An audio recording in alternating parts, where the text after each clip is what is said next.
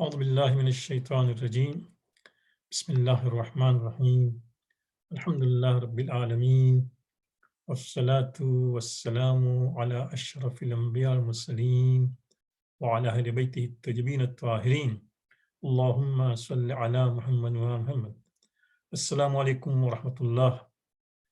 Alhamdulillah, all praise belongs to Allah subhanahu wa ta'ala for granting us once more the opportunity to be with you this morning to continue our discussion on Dua Makarim Akhlaq. We have now reached passage number 14, and it's quite interesting what we are going to discuss today. It is something which we tend to sometimes overlook, but see how Imam is covering this thing. Imam begins by saying, Allahumma salli ala Muhammad wa ala. We discussed about the importance of salawat before a number of passages. Altogether, there are 20 times this passage, this sentence is repeated in this dua. وَلَا أُظْلِمَنَّ وَلَا أُظْلِمَنَّ وَأَنْتَ مُتِيكٌ لِلدَّفْعِ عَنِّي. Oh Allah, let me not be wronged while you can defend me, you can repel from me that zulm. So of course you can see Imam first talks about zulm because when somebody is being wronged, when we are being wronged, we feel about it, right? We always, for example, feel that somebody, even sometimes your own spouse or your own children or your neighbor, for example, or sometimes your uncle, you feel that he is mean to you or is doing zulm on you. So of course, knowing that, I always say that in Islamic teachings, there is psychology, So when somebody is being hurt, when you feel, although maybe not necessarily, but in your mind, if you feel that you are being hurt, you feel about it. So Imam addresses that first. وَلَا أُظْلَمَنَّ وَأَنْتَ مُتِيكٌ لِدَفْعِهِ. When you have the ability to repel that from me. وَلَا أَظْلِمَنَّ وَأَنْتَ الْقَادِرُ عَلَى الْقَبْضِ مِنِّي. Nor should I do zulm, nor should I do wrong when Allah, you have the ability to withhold me, to just stop me from that. So it's quite interesting that because both the thing, Imam is talking that we should not be wronged, but we should not wrong others. Although I remember in Hausa, our teachers used to say, it's better to be Mazlum than Zalim. So if better to be Mazlum than Zalim, Imam should discuss about being Zalim first than Mazlum. But Imam says, no, don't be Mazlum, nor should you be Zalim. Don't be Mazlum because all of us who are Muslim or who feel that they are Muslim, they really feel, they experience that thing and they would like that to happen. But immediately Imam says, if you don't like to be wronged, keep in mind that don't do also wrong to others. So pray to Allah both the way, that Ya Allah, you have the ability to take away zulm from me and defend me, but you also have the ability to just restrain me, to control me from committing sins. Then Imam says, وَلَا أَذِلَّنَّ وَقَدْ أَمْكَنَتْكَ هِدَايَتِي. Nor do you don't let me be misguided when you have my guidance. You are able to be my guide. No, it says hidayat. That means my hidayat is in your hands. It is important that keep in mind that hidayat is in the hands of Allah subhanahu wa ta'ala. I remember in 1990, I went to Dubai the same year when Saddam attacked Kuwait. I was there and I went to visit Sayyid Muhammad Bakr Naqvi. I think he's still there. He was at that time the Wakil of Ayatollah Fui. And I think he still lives, may Allah give him long life. I went to him and said that I stay in Canada and I do tabligh there. Give me some advice. He gave me advice which was quite interesting. He said that you just go on doing your work, irrespective of people say, what people criticize, what people say, you just continue. Because hidayat is not in your hand. You are just, what you are doing is your efforts. Hidayat is in the hands of Allah subhanahu wa ta'ala. He says Nabi Ibrahim worked so hard to just preach about Tawheed, to talk about one God, because there was so much shirk there. People used to worship idols so much. He tried very much. So he used to invite people to his places and feed them. Not only that, he would keep people on those major highways. He will go and just keep his agents and announce that anybody who's traveling, who's tired, there is some place you can go and rest, you can have food. He would invite people, right? And after inviting, he would just give them food, and after food, he will talk to them. But they will just, for example, not listen to him. They will just do mockery. One day, as they finished eating, Nabi Ibrahim, as usual, started, "Can you just give me a few minutes? I talk to you something." And they again started doing mockery, that the same person, we are going to repeat the same message. But there was an elder person in that audience. He said, "Why don't we just listen to him? He has been so kind to us. Every time we have passed by this way, he has fed us. Why don't we just listen to him?" So because now the old person is like that, everybody was pin drop silence. Nabi Ibrahim said to them that, "No, why don't you worship one God? What you are worshiping, all this is just idols. These are something you created." He talked to them, and when they heard for the first time seriously, they said, "Yes, this makes sense." So Nabi Ibrahim was asked, "What should we do next?" He said, "Okay, now you go to sajda and do sajda to this God." So all of them went to sajda. When they went to sajda, Nabi Ibrahim now talked to Allah. They said, "Ya Allah, it was my work that I brought them to my sufra, I fed them. Now hidayat is in your hands. They've gone to sajda. Now it is upon you to bring that light of hidayah." So you can see hidayah is that divine light. So Imam says, "Wala adilanna waqad amkanatka hidayat." Don't make me just be not misguided while you are able to guide me. So it is important. And then Imam says, "Wala aftakiranna wa min indaka wus'i." Wus'i, that means that my plenty. You can again, Imam says my plenty. No, as far as my risk is concerned, my awlad is concerned, my honor is concerned, my dignity is concerned, all this thing is plenty with Allah subhanahu wa ta'ala. So Allah, don't let me, just become poor and needy, while you have the ability to just have my plenty, right? The Imam says, وَلَا أَتْغَيَنَّ وَمِنْ عِنْدِكَ وُجْدِي. Nor should I become rebellious when you have my wealth, right? My wujdi, you have the ability, the wealth is, my wealth is with you. Let me not rebellious. No, I should not do riyan. So these 5 points Imam is mentioning in this passage, which is quite interesting, which we need all the time. Why I'm mentioning this? Because sometimes maybe we don't have time to recite the entire dua. So what we should do, that just pick up within this thing, within this dua. Remember, we have said this thing a number of times. If you can't do everything, don't leave everything, right? So in the same way, if, for example, if you feel this dua is long, then just pick up a few passages and read them again. For example, yesterday we discussed about shaitanic thoughts, right? Shaitan brings thoughts about in us, and we try to, for example, become negative. So, and Imam says, turn into zikr of Allah subhanahu wa ta'ala. So in the same way, if a person is suffering at certain things, you can repeat those passages again and again. Let me share with you one or two hadiths before we go into. There's a beautiful hadith, Imam al-Islam says in Gur al-Hikam. Gur al-Hikam is a book which is, alhamdulillah, been translated. When I was in the house, I said, this book is so great, I wish it's translated, but now it is translated. It's available also online, alislam.org. It is 11,000 plus hadiths by Imam al-Islam on 700 topics. 700 different topics are covered in this book, Gur al-Hikam. You can also get a printed copy, which you should keep in your library, right? So Imam says, Kama tadinu tudan. As you deal with others, so too you'll be dealt with. We say in Gujarati, Je jeun karse temu pamse. Remember when in madrasa, we were taught this thing. Je jeun karse temu pamse. As you deal with others, so too will you be dealt with. So if you do zulm to others, then people will also do zulm on you. So keep this in mind, right? And then regarding zulm, that we should never do wrong to someone. Subhanallah, this is such a powerful passage in Nahj Balagha, khutbah number 224. It's really powerful, honestly. If you take this passage and give it to somebody, people who take interest in politics, they'll be surprised that such a kind of thought existed in Islamic leaders.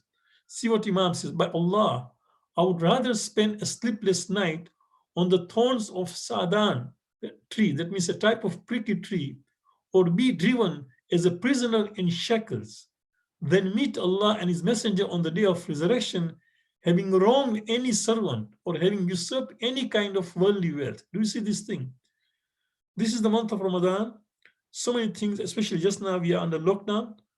One of the things we should do is that pray to Allah that, Ya Allah, remind me that if I have wronged somebody, if anybody's wealth is with me, I thought that's Ghaib is a very good book, Gunai Kabira.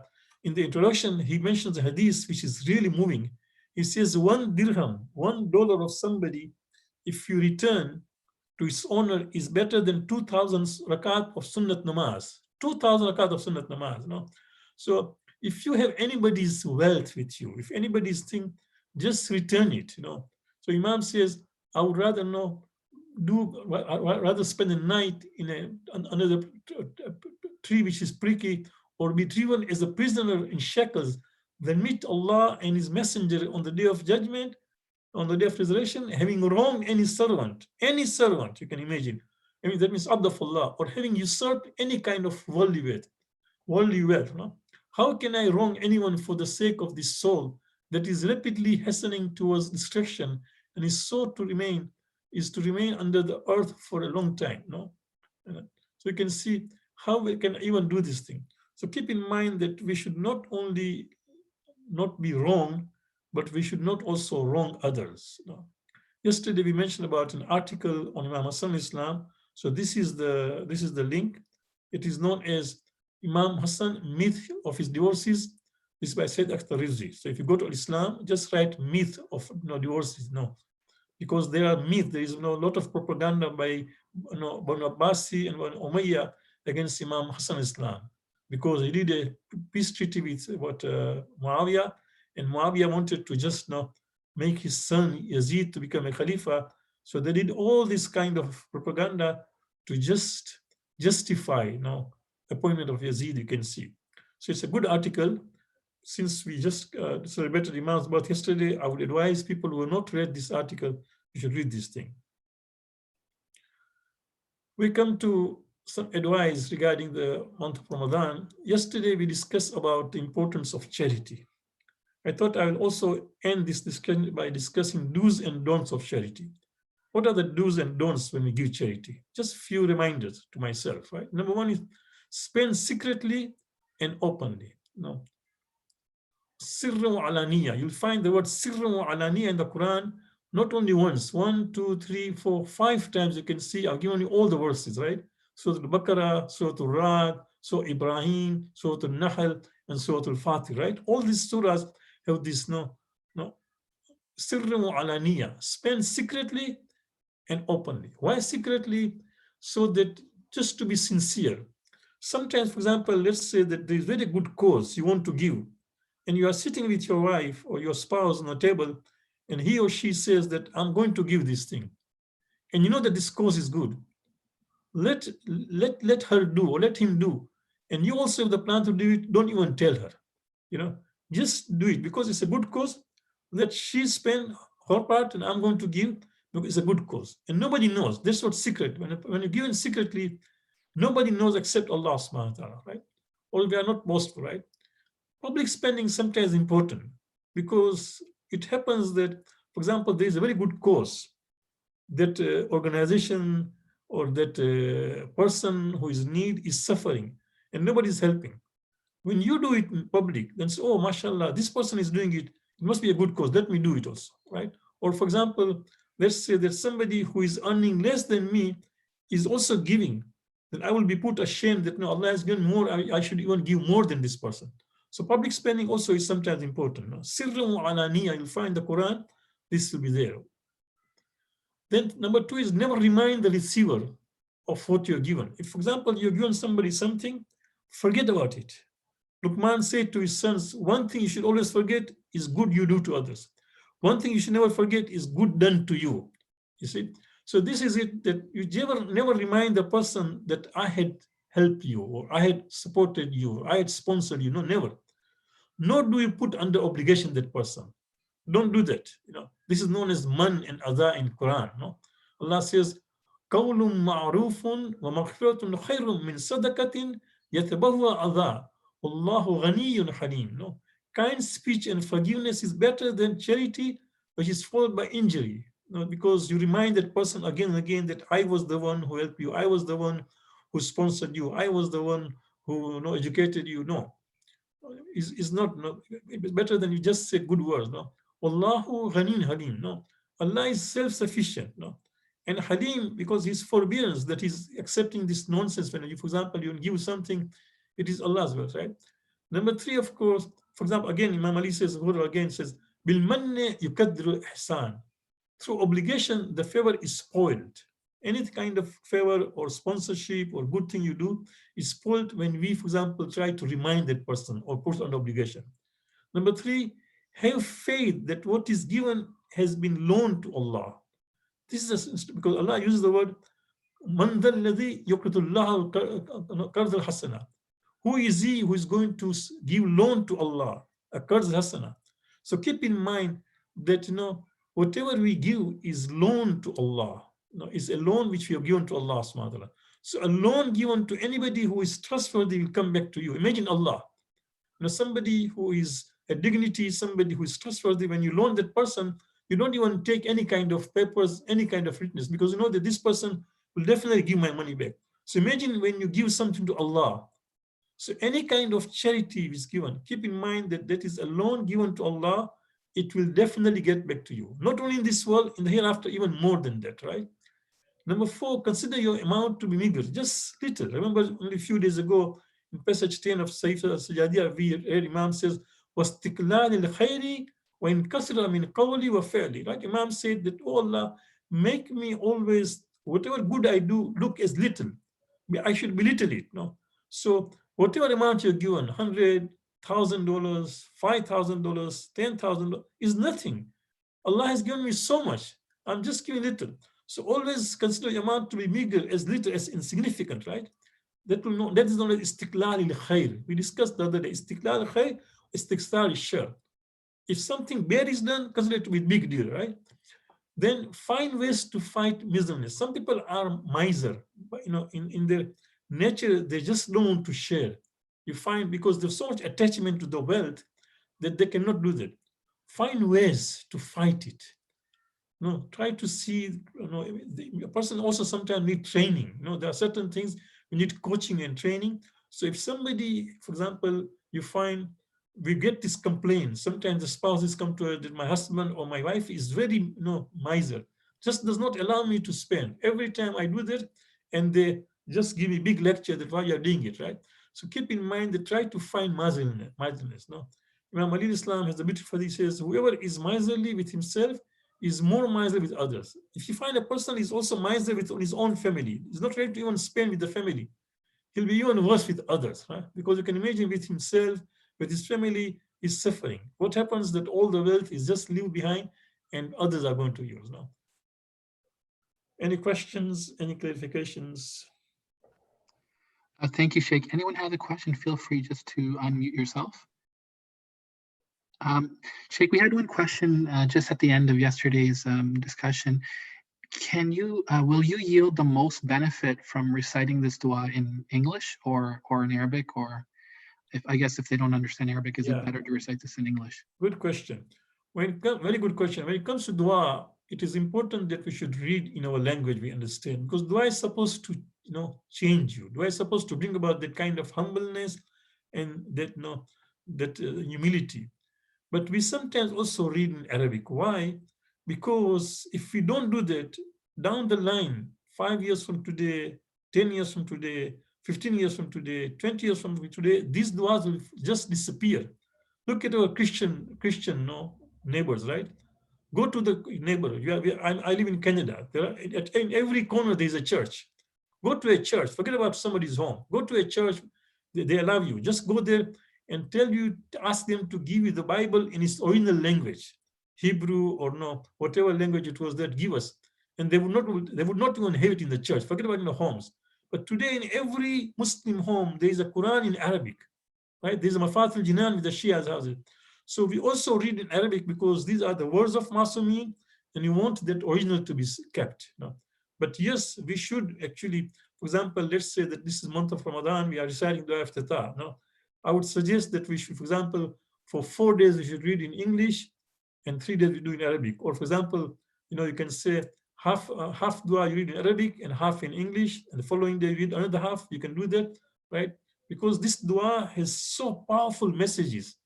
It's supposed to change us, and that will only happen if you understand it.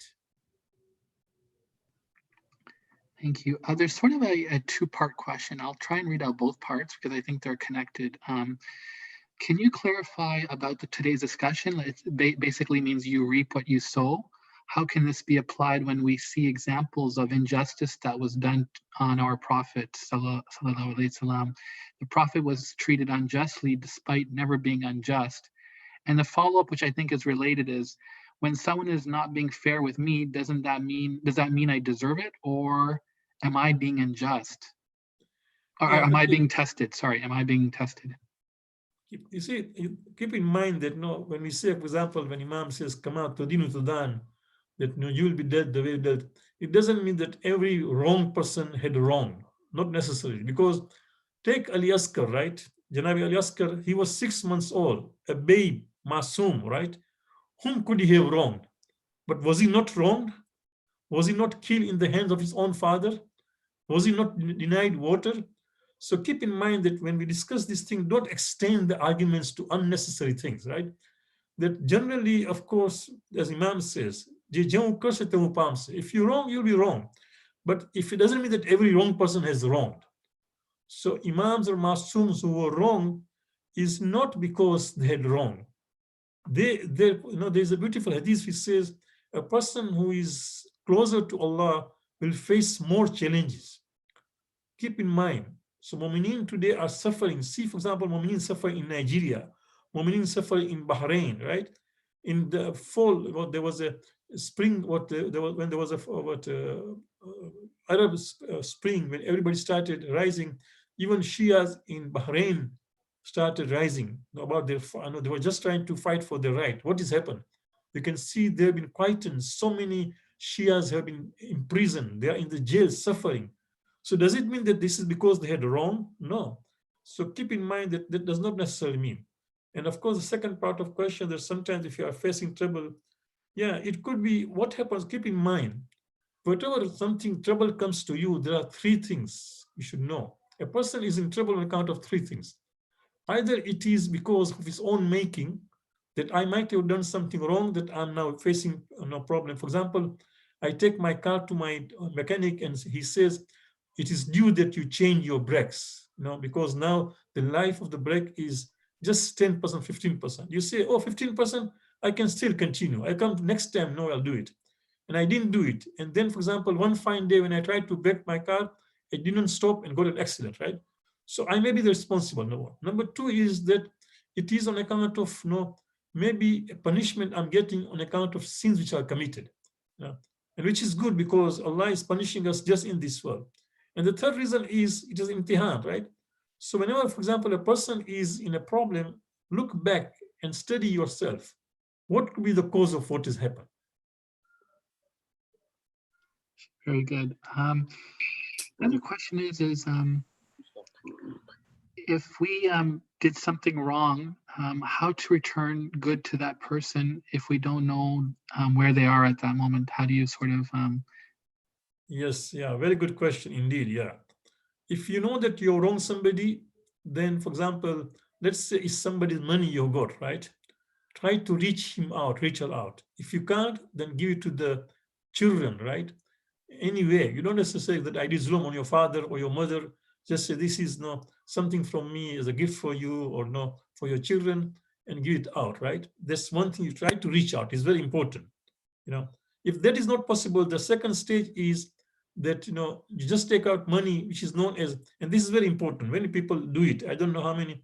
When you take out your home sense, at that time also take out money, radd mazalim. Radd mazalim is a very good practice. That means if money which has come to you inadvertently, you would like to just give it back to radd mazalim. That means returning back things which have come to you wrongfully, right? So do that thing, radd mazalim. Number three, of course, if you've done something wrong, not financially, but somebody's gibbet or somebody you harmed him, you hurt somebody's feeling, pray for that person. Do istighfar for that person sincerely.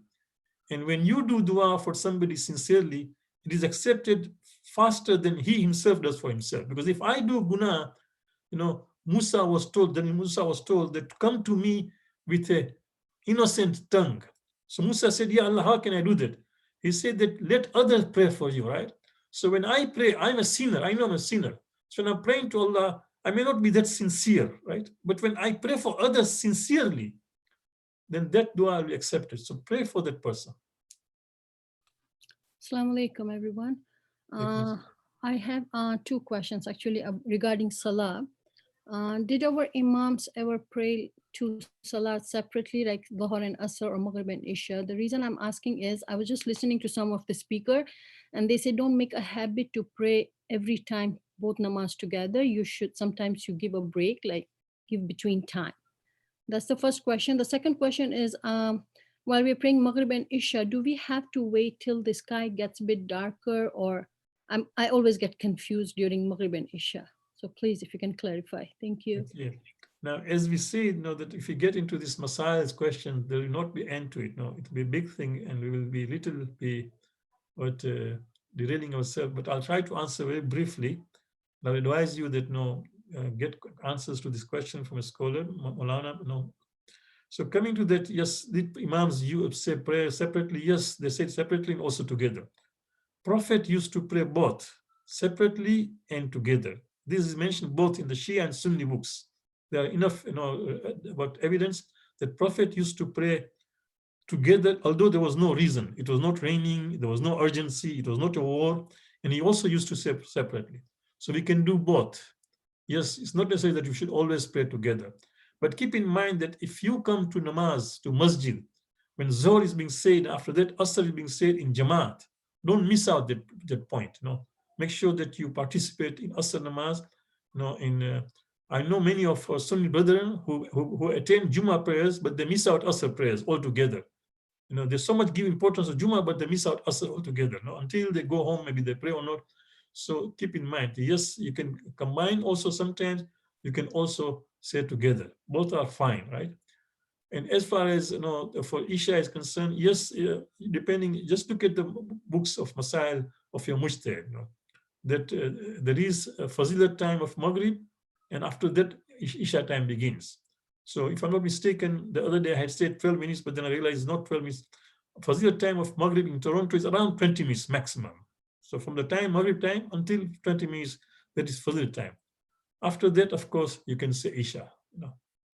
But of course, it will change from city to city, and there are guidelines to know that when, for example, Isha begins after Maghrib. There are guidelines which are there in the books. Sheikh, from the previous question, there's one follow-up. Who can we give the Rade Madal money to? But the mazalim is given to the poor people.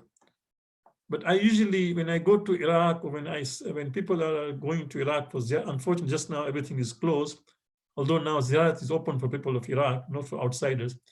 But when people go to Iraq or Iran, then I send, with passengers and give it to Mujtahideen. But you can give to even anybody, any poor person. But I personally prefer to give it to Maraja because they will spend it for people who really need it. I tell them actually, it's Radde Mazalim.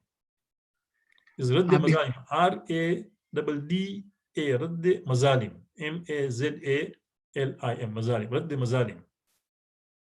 Very good. There's a few more questions on the chat, but before we get to them, just want to make sure anyone who wants to ask has a chance as well. Anybody, let's just unmute yourself, please.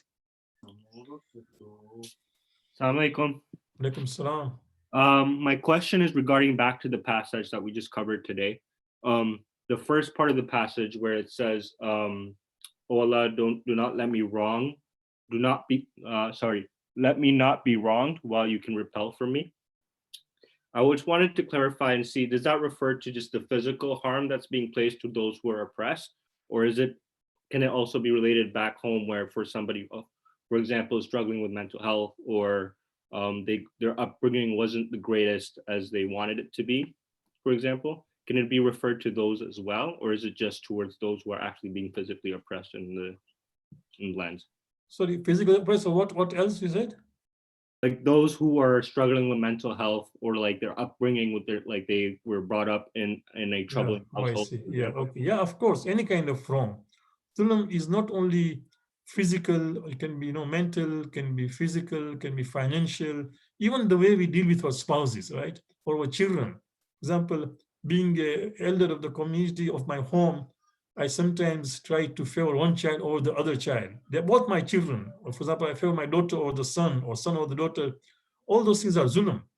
So keep in mind that it's not repeated to just, it's not confined to physical harming. No, any kind of zulm which can leave that kind of mark in a person. No? So it's important. And that's why you can see that we have been asked not to physically, beat our children or be careful or even mentally, right? Not to torture them. Thank you. Any other questions for people online? Can we give any amount on Rade Madamil money, or does it have to be exact same amount? What if we don't recall the exact amount? Yeah, remember I said earlier, my teacher used to say, it's better to be Mazloom than Zalim. So let us say that something has come to you. You don't remember, was it $10 or $12? I would rather give $12. So just go on a higher side, just to be safe, right? In any case, now it goes to a poor people, so give something more. I think there's a few other questions, but they're kind of, I think you've answered them. There's one more question. It's completely off topic, but let me see. I guess if the person is having, discussions with the Sunni brothers and we're sharing hadiths, should we refer to Mullah as Imam Ali or just Hazrat Ali with our non-Shia friends? Is there any protocol for that? Yeah, I think even Imam, I'll tell you one thing, subhanAllah, yes, they don't use the word Imam, they use Khalifa or Sayyid Ali, Sayyidina Ali or like this. But don't worry, just refer to Imam. I'll tell you one thing, my own personal experience, you'll be surprised. I was doing my master's in Vancouver, University of Vancouver, and I was writing a paper. And I quoted Imam Ali al-Islam in that paper.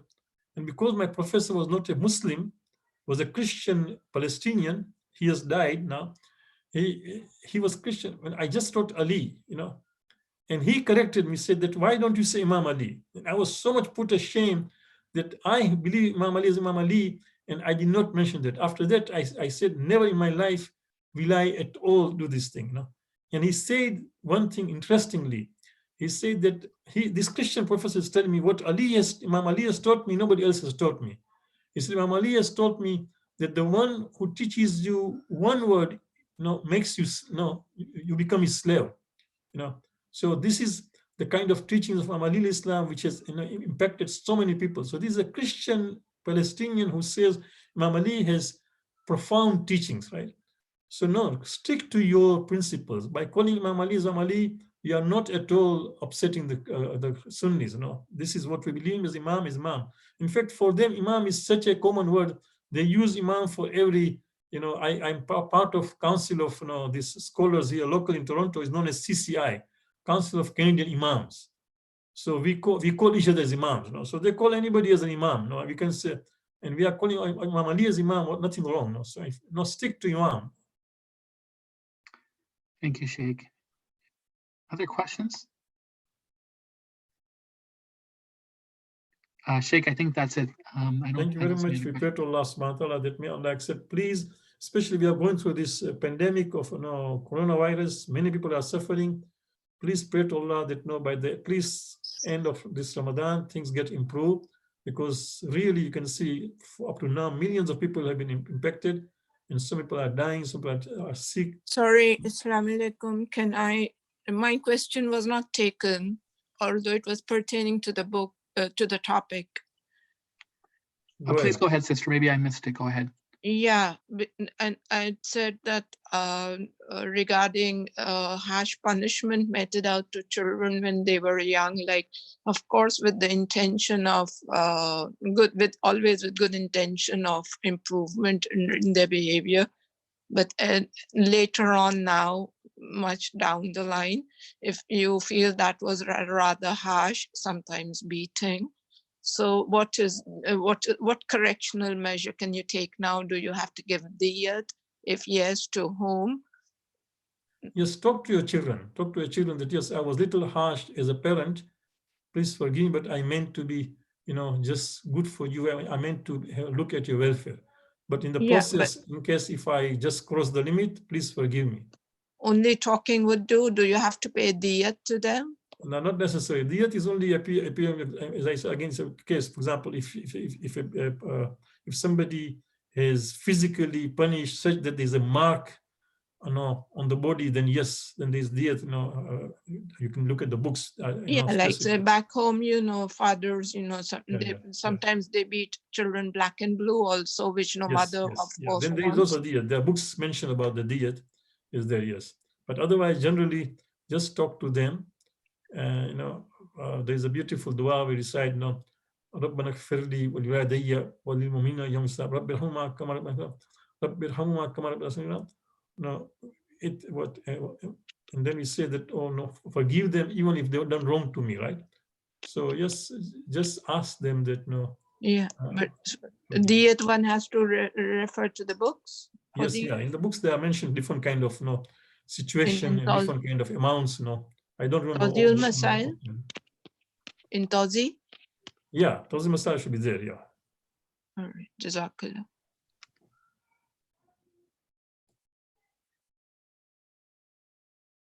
Thank you again. Inshallah, please pray for each other. Inshallah.